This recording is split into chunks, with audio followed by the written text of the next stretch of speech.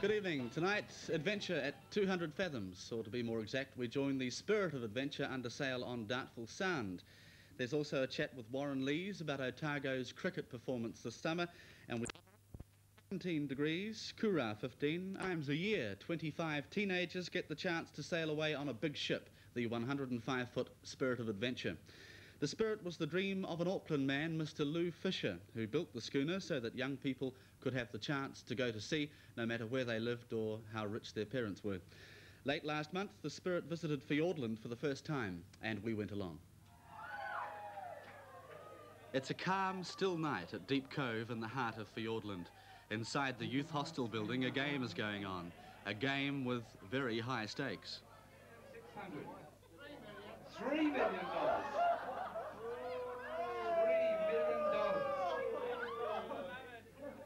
Has he got enough? 3,020,000. You can have it. What an excellent... Oh, that's good. He's got a good prize. Give him a hand. $3,200,000. And it's all there too. It's all there. He's already paid down about $10,500 actually. That's if you take in the trip to Fiji with Row Your Own Canoe Limited, of course. All right? But this prize, it's actually a voucher. And do you go to Arrowtown very often? All right. This voucher entitles the bearer to dinner for two at the Stables restaurant in Arrowtown. All right? Here we are. There's never been a casino in Doubtful Sound before, and of course this one's only temporary. It's been set up to raise funds for the country's new sail training ship, the Spirit of New Zealand. For $5 you can buy $100,000 worth of gambling money. Some make millions, others lose it quickly, and watch. By the end of the evening, Deep Cove has given $600 for the new ship, and then it's to bed and an early start in the morning. Captain Cook called Doubtful Sound doubtful because he wasn't sure about the safety of its harbour. And while he was wrong about that, he was correct in another way, because Doubtful Sound isn't in fact a sound at all. It's a fjord, a glacier-fed channel out to the Tasman Sea, whereas a sound is a sunken river valley. It has quite a history, this place, and another small chapter of it's about to be written today. The Spirit of Adventure has been sailed here by a crew of female trainees. Today, some former crew members will take the Spirit to sea, together with some adult enthusiasts.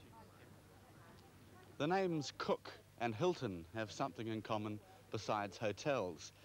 Captain Cook, of course, named Doubtful Sound when he brought the Resolution up here 2 centuries ago, and now Commander Hilton has sailed the Spirit of Adventure here to Deep Cove in what some say is the first visit to the Sound by a square-rigged sailing ship in over 100 years.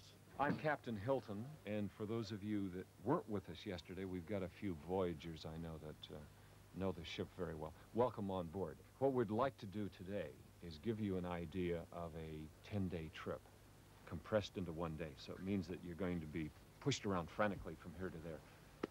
If you're not up to it, do abstain. Don't push yourself too far.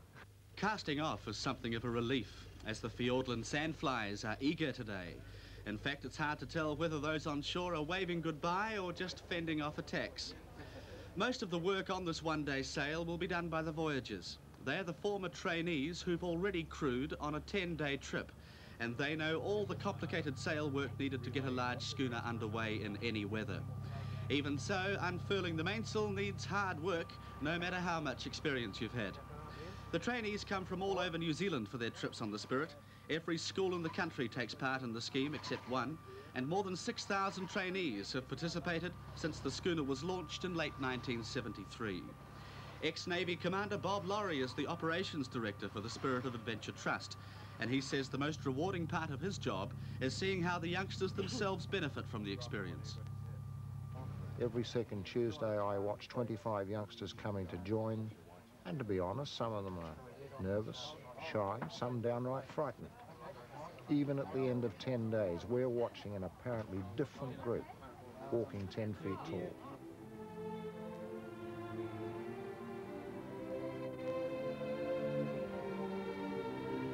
It was John Masefield who said, "I must go down to the seas again, for the call of the running tide is a wild call, and a clear call that may not be denied."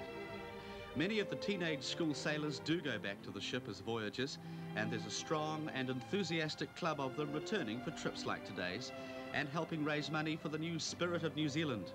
She'll have cost over $2 million when she's launched in 1986. Today's crew are pleased to be back, and as we sail languidly out through the Sound, they reminisce on what were the high moments of their first trips and what the low moments were. Getting up at 600 hours. And swims. No, the swims weren't that bad. No, just getting up early. What's your favourite thing about sailing? What do you enjoy most, do you think? Knowing that you can do it. Like knowing that if you want to go somewhere, you put up so many sails and you can get there. Right. It's the challenge of being able to do it. Do you think you're a different person now than you were before you came on board? Yeah, and tolerance. I can tolerate people more now. Yeah.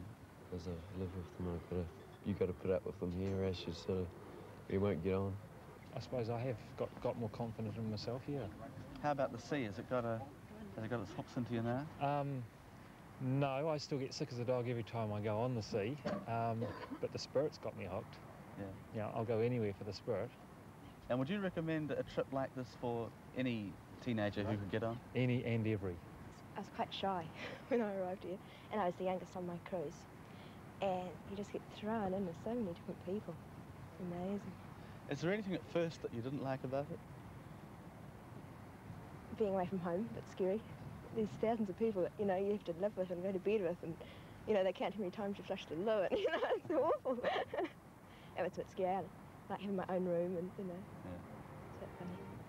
Today's cruise is a far cry from tossing and pitching in a gale in Fovo Strait, changing sails at midnight in a howling sou'wester. Once you've been through experiences like that, you're bound to develop the kind of pride and confidence in yourself that many see as the greatest achievement of the Spirit of Adventure program. And the training is useful in itself, of course. Many voyagers have gone on to crew on our international sailboats like Ceramco New Zealand and Outward Bound. On this voyage, the schooner has completed her first circumnavigation of New Zealand, sailing the tricky waters of the South Island's west coast for the first time. When the Spirit reached Dusky Sound, Nick Hilton found himself retracing the route taken by Captain Cook in the Resolution. It was one of the highlights of his long sailing career. Magical is probably the best description. Managed to come into Dusky, come up to Pickersgill Harbor, and there's a small island just off of the mainland with about a 200-foot wide entrance, which is a bit narrow when you start looking at it if you haven't been there before. So needless to say, yours truly was nervous. The girls were a bit apprehensive, and they squared away with the topsail, went under squaresail, right into the harbor itself, and all of a sudden, you know, there it was. There you were where Captain Cook was. Exactly. You know, and there's a hush. There's all of those feelings just come through. They felt it. I certainly did. Which cruise do you find better, girls or boys? Oh, they're the same. They're virtually the same, yeah. The marginal difference I think you would look at in terms of the young ladies come aboard, and unfortunately they still play with little dhows when they're youngsters, and little boys play with trucks, i.e. they may have a mechanical disadvantage in terms of looking at a block and tackle and figuring out what that actually does, a four-part purchase.